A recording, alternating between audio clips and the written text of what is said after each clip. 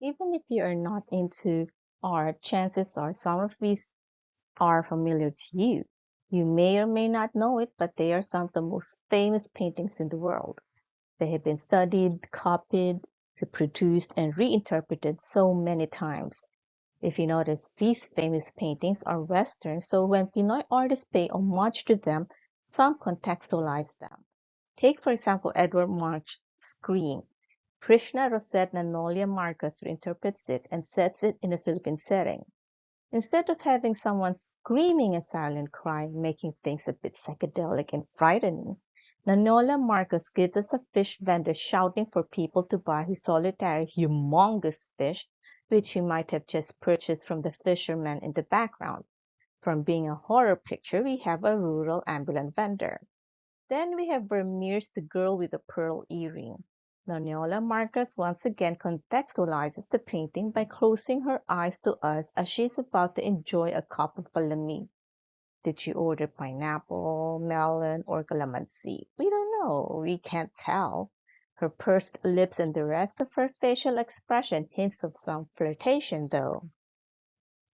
Whereas Vermeer has a dark background, putting all the focus on the girl, Nanola-Marcos paints us a busy picture of a familiar experience of malamig and inihaw to an everyday Pinoy, except for the snow part. Here we have the most famous lovers and the most famous kiss in the art world.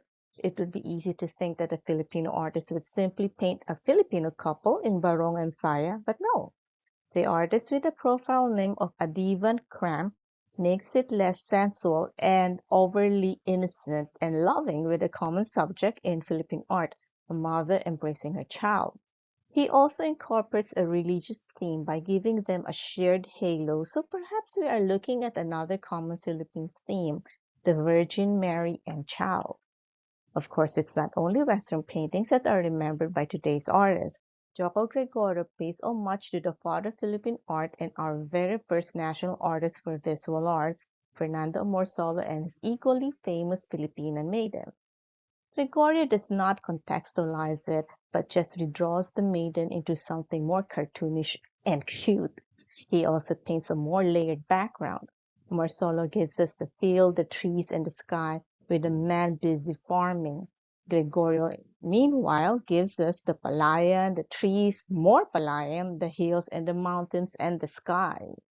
We can see more on the horizon, making the updated Pinay Maiden less cramped in the canvas, but both are still winning us with their famous mahinhin welcoming smile.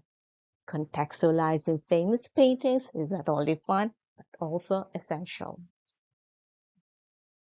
Art is essential.